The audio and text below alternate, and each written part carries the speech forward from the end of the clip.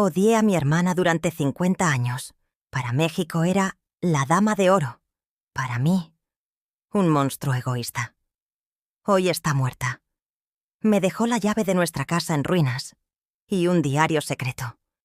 No encontré su vanidad, encontré su sacrificio y la verdad sobre el verdadero monstruo, nuestro padre. Para entender la fuerza de un odio, primero deben entender la profundidad del amor que éste reemplazó. Y yo amaba a mi hermana, Estela. Ah, cómo la amaba. Mi nombre es Laura. Y durante más de 70 años he vivido en la sombra de su fama, la sombra de su ausencia, la sombra de una mentira. Mi infancia fue simple. Estela y yo, 2 niñas creciendo en un pueblito casi olvidado en el corazón de Guanajuato. Nuestras vidas eran los campos de agave azul que se extendían hasta el horizonte, el olor a tortillas recién hechas en la cocina y la música en la iglesia los domingos. Éramos pobres, sí, pero éramos felices. Estela era diferente. 1 año mayor que yo. Ella era la llama. Yo era la polilla. Tenía una belleza que parecía no pertenecer a nuestro pueblo y un talento que, desde muy joven, todos notaban. Su voz era como la de nuestra madre, pura como el cristal, pero la suya era más potente, hecha para los grandes escenarios. Ella no cantaba, ella hipnotizaba. Nuestra madre, Elena, era una mujer bondadosa, pero frágil, debilitada por una salud precaria. Y mi padre... mi padre, don Ramiro, era un hombre rudo, de pocas palabras, que encontraba sus verdades en el fondo de una botella de tequila. No nos golpeaba, no. Su crueldad era de otro tipo. Era de palabras, de humillación. Cuando bebía nos rompía con la lengua. Rompía a nuestra madre, rompía a Estela y me rompía a mí. Estela era su blanco favorito. Su talento, su belleza, eran una ofensa a la propia mediocridad de mi padre. No irás a ninguna parte, Estela. Tu voz es ruido, tu belleza es vanidad. Estás aquí para servir a tu padre.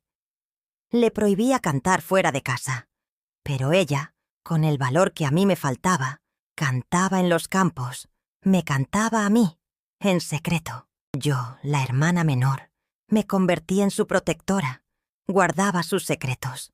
Le mentía a mi padre, la consolaba cuando él la hacía llorar. Mi amor por Estela era el único escudo que tenía contra la oscuridad de nuestra casa. A los 16 años, Estela recibió su oportunidad. Un grupo de teatro de la Ciudad de México llegó al pueblo, buscando talentos para una nueva obra musical. La vieron cantar en la fiesta del santo patrono, y le ofrecieron una beca, un contrato, el boleto para salir del mundo. La noticia, por supuesto, fue una bomba. Mi padre explotó, le prohibió ir, la amenazó, la encerró en su cuarto. Pero Estela, con su llama interior, no era de las que se dejan encerrar. Se negaba a apagarse. «Me iré, Laura», me dijo a través de la puerta cerrada, con los ojos llenos de un fuego que yo nunca había visto. «Saldré de aquí, seré alguien, y volveré por ti, lo juro». Yo le creí. Mi hermana, mi heroína, iba a salvarnos. Pero entonces, nuestra madre enfermó. Una fiebre repentina, una neumonía que la postró en cama, frágil, tosiendo sangre. Necesitaba cuidados constantes. ¿Y mi padre? Mi padre desapareció en su tequila, indiferente. Un fantasma en su propia casa. La responsabilidad cayó sobre mis hombros de quinceañera. Cuidaba a mi madre, limpiaba la casa, intentaba mantenernos a flote. Y Estela estaba en su cuarto, ensordecida por sus propios sueños. Yo la oía practicar sus líneas, cantar en voz baja, mientras nuestra madre quemaba en fiebre en la habitación de al lado. Fui a su puerta. «¡Estela!», grité. «Necesitas ayudar. Mamá se está muriendo». No respondió. Esa noche la fiebre de nuestra madre empeoró. El médico del pueblo vino, meneó la cabeza y nos dio pocas esperanzas. Yo lloré al lado de su cama.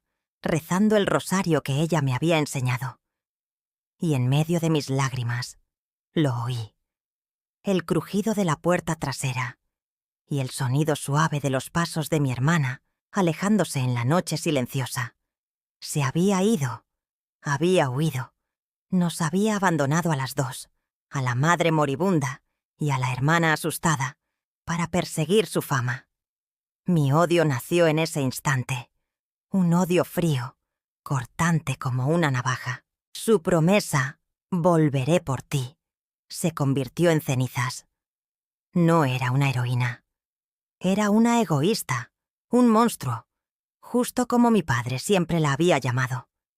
Mi madre murió 2 semanas después. Dejé que muriera en paz, sin decirle que su hija favorita la había abandonado en su hora más oscura. Mi padre, en su borrachera, apenas se dio cuenta. Y yo enterré a mi madre, y con ella, el resto de mi corazón. Tenía 15 años, y me convertí en la matriarca de mi propia ruina. Juré que nunca sería como ella. Cuidaría de mi padre, aunque fuera un fantasma borracho. Mantendría nuestro hogar. Sería la hija buena, la hija fiel, la antítesis de la mujer que nos había destruido. La vida continuó. Me casé con un hombre bueno del pueblo, un campesino. Tuve hijos. Trabajé en la cooperativa local, manejando las finanzas de la familia con la misma severidad que la vida me había enseñado.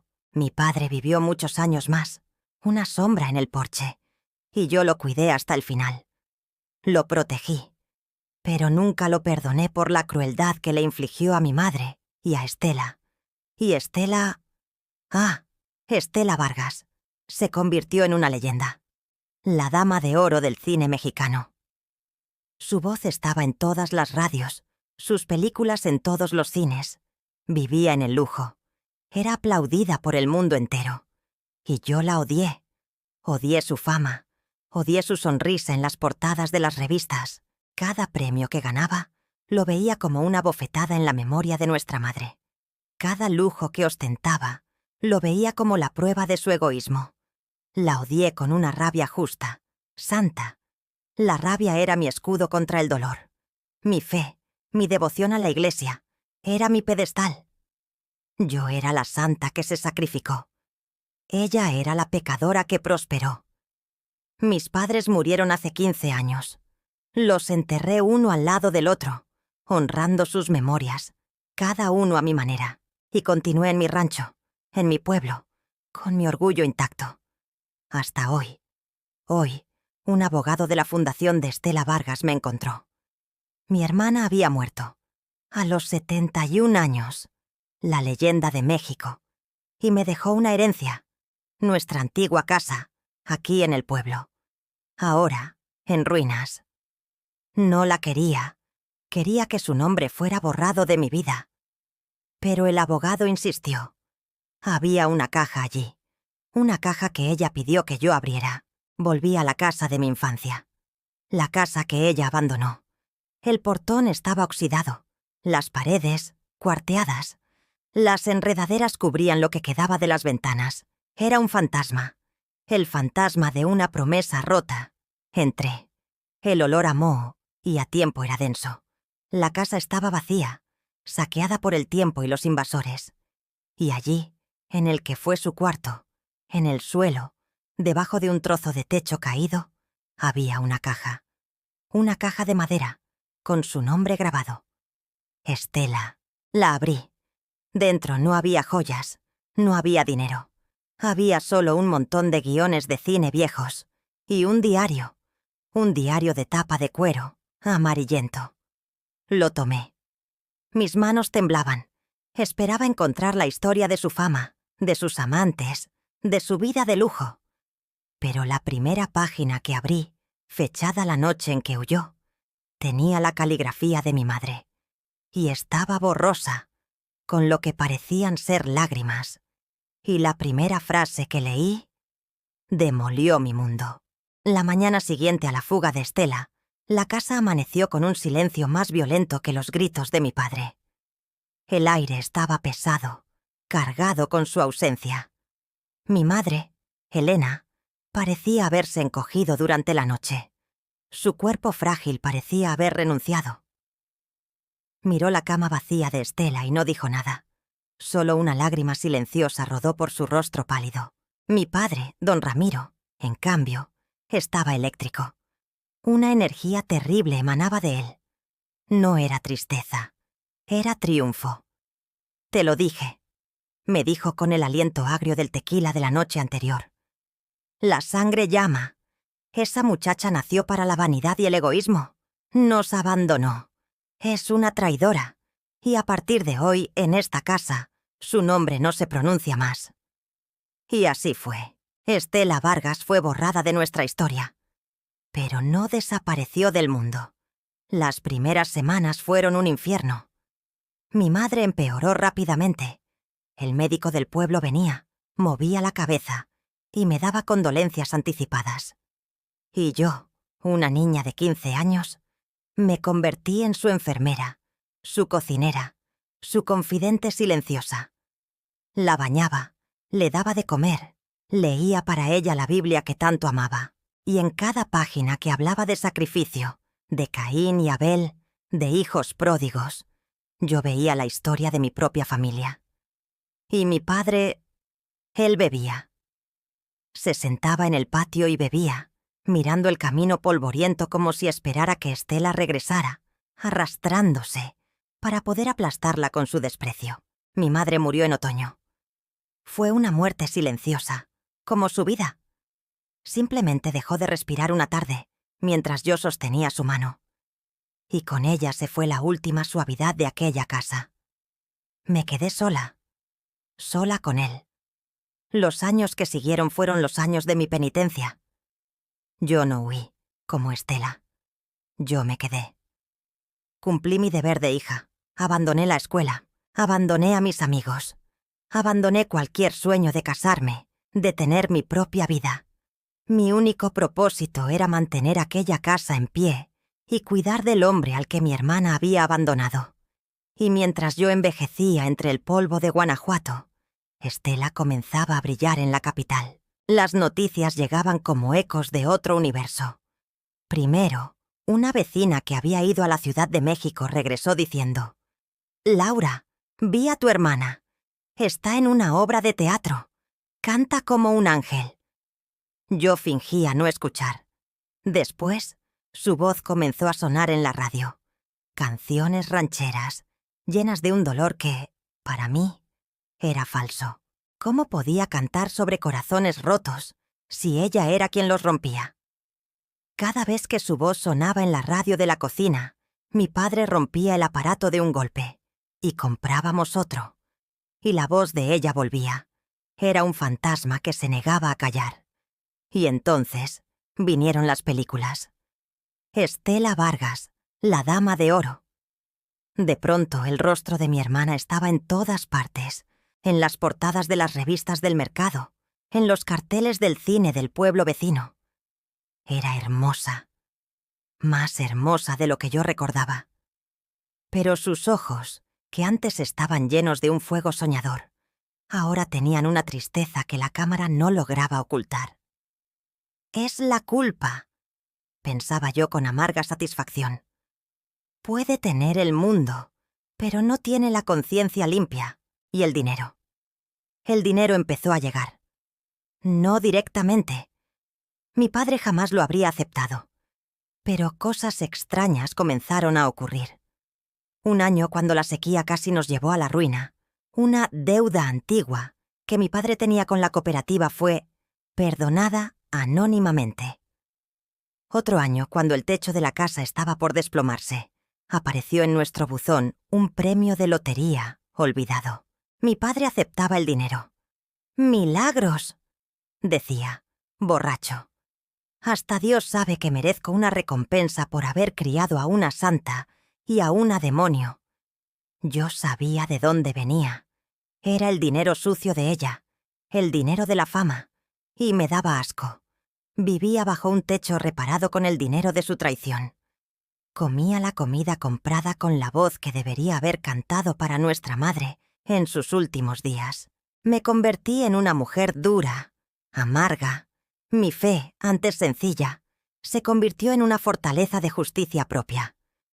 Iba a la iglesia, rezaba con fervor, pero mis oraciones eran acusaciones silenciosas contra la hermana a la que Dios había permitido prosperar.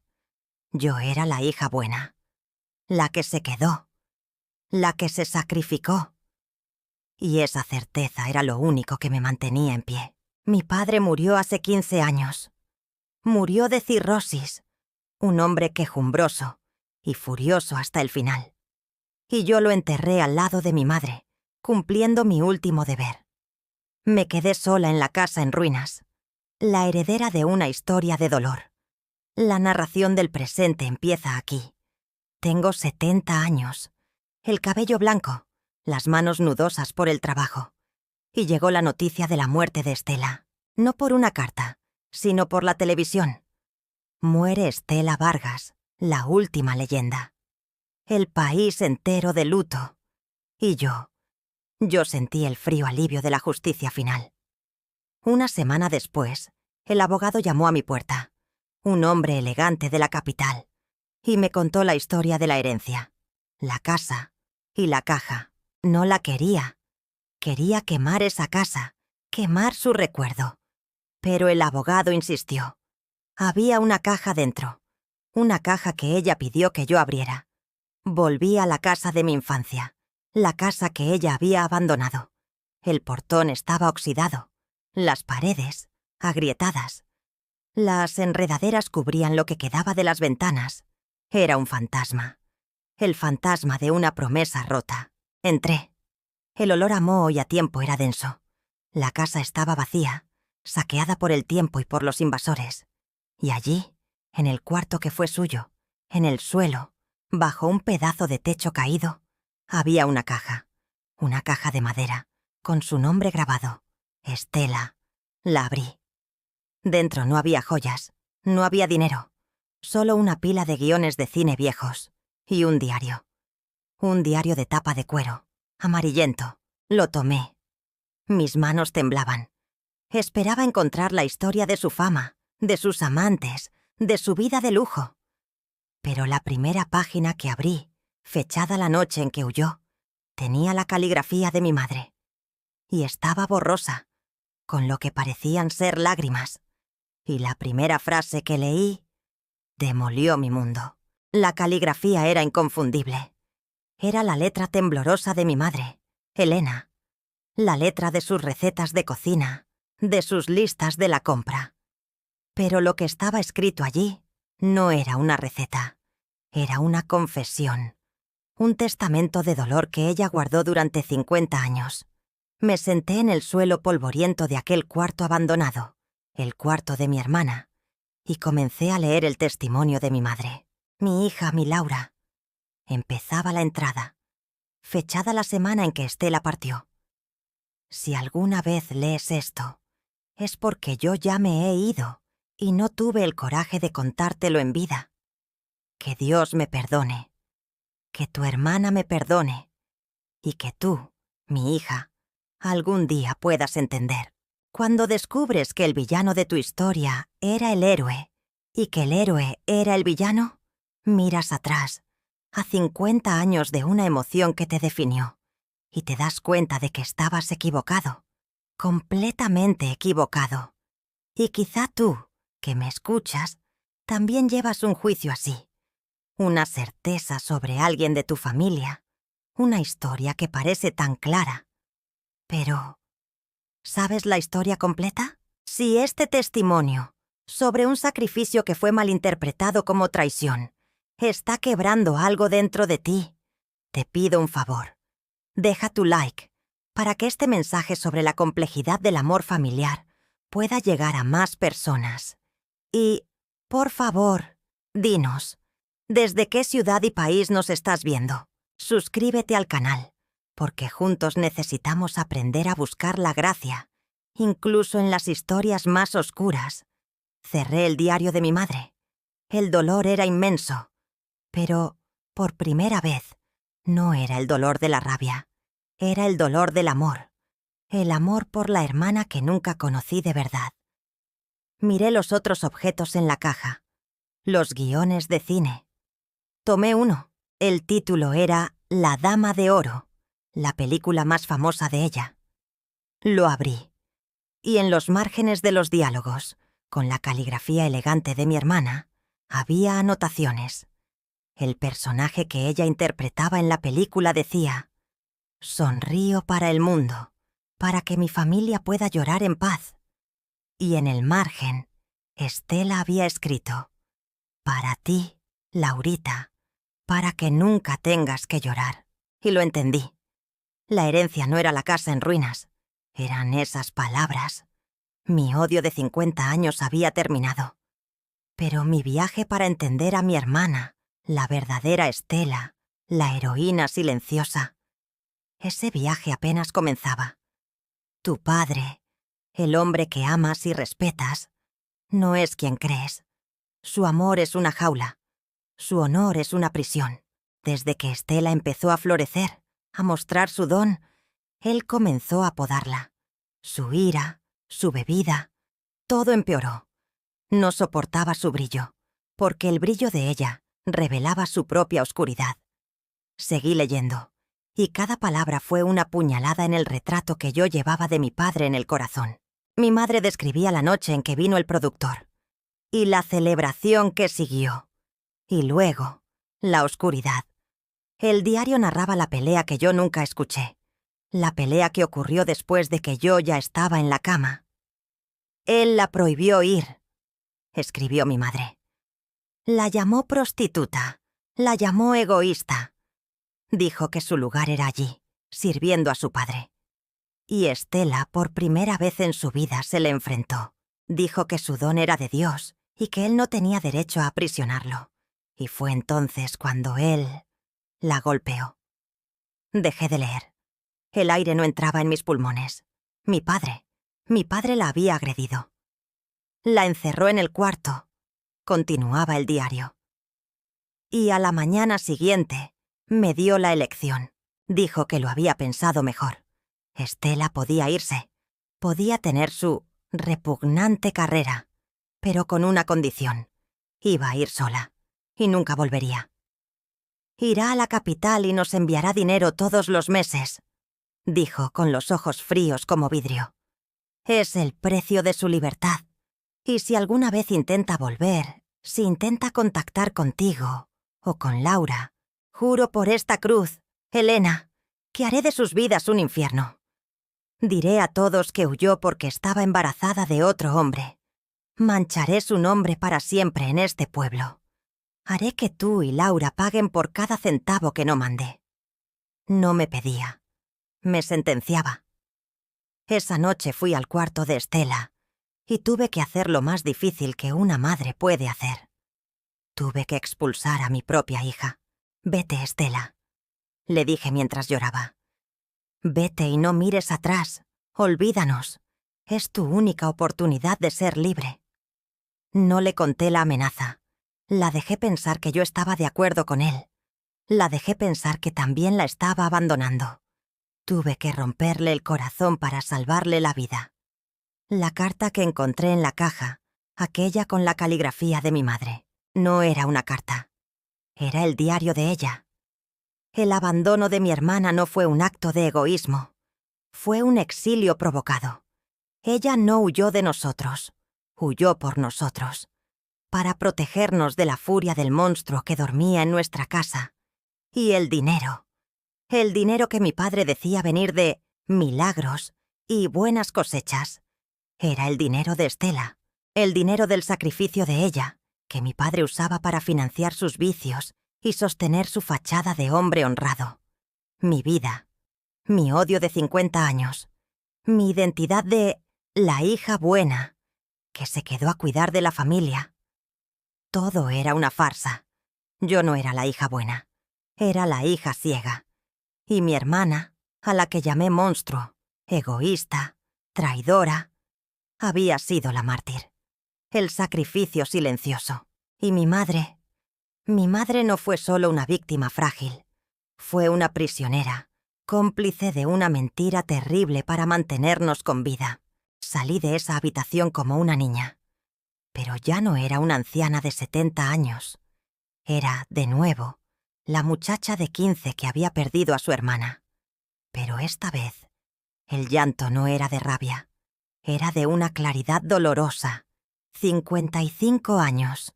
55 años odiando a mi salvadora y amando a mi carcelero. Regresé a mi pueblo, a mi casa, a la vida que había construido sobre los cimientos de una mentira. Y el mundo que antes me parecía tan sólido, ahora se sentía como un escenario de cartón. El retrato de mi padre, que colgaba en la sala, ya no era el de un patriarca honrado.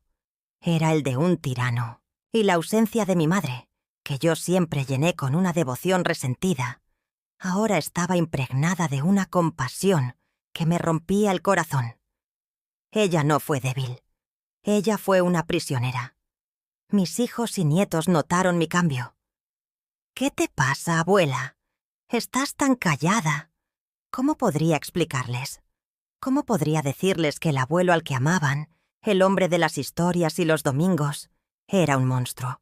Y que la tía abuela famosa, la que veían en las películas en blanco y negro, la egoísta, ¿era en realidad una mártir? La mentira de mi padre no murió con él. Había echado raíces, generaciones de raíces, en mi familia. Y me vi en la misma encrucijada que mi madre. Ella eligió el silencio para protegernos. Y ahora yo tenía que elegir. ¿La verdad que me liberaría a mí, pero que destruiría la paz de mis hijos? ¿O el silencio, que protegería su ilusión, pero me mantendría prisionera del secreto de mi madre? Mi plan comenzó a formarse. No un plan de venganza.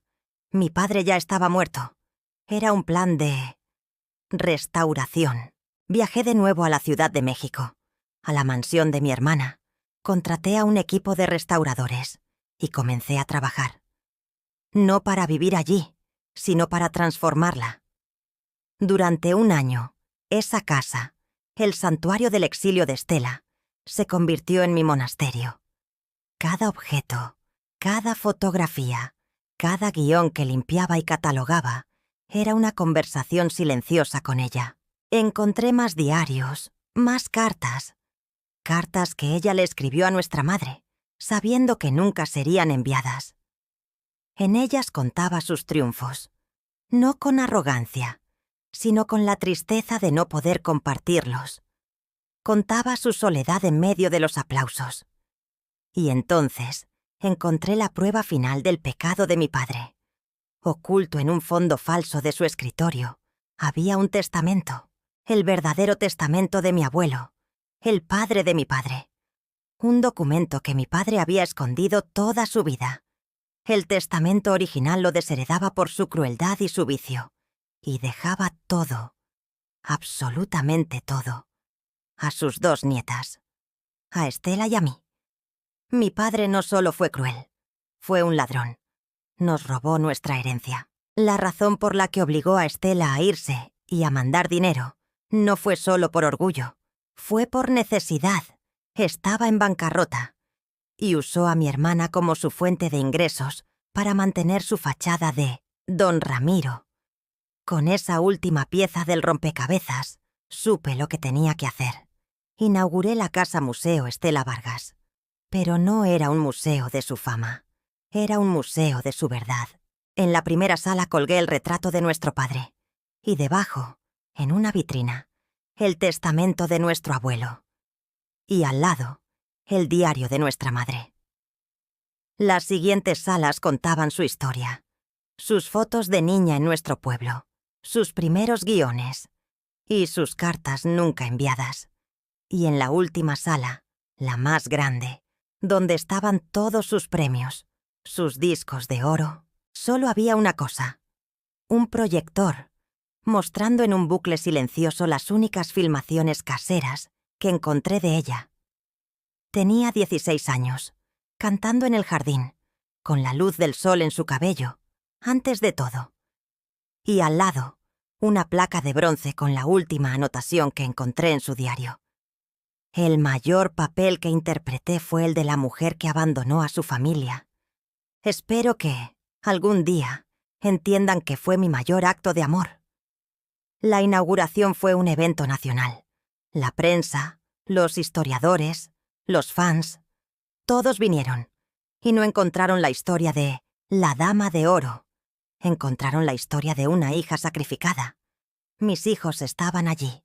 Ellos vieron, ellos leyeron y ellos entendieron. Esa noche me abrazaron, llorando. Y el perdón que me dieron por la memoria del abuelo que yo les había mostrado, finalmente comenzó a curar mi propia herida.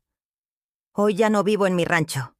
Soy la curadora de este museo, la guardiana de la verdad de mi hermana. Mi historia no es la de una hermana resentida, es la de una hermana que tardó 70 años en leer el guión que la vida le dio. Un guión sobre cómo el brillo más fuerte del escenario puede ocultar la oscuridad más profunda en casa. Y el legado de Estela, al final, no fueron sus canciones, ni sus películas. Fue su valentía, la valentía de sacrificarse en silencio, para que un día la verdad pudiera cantar más alto que cualquier mentira. Y ahora, finalmente, lo hace.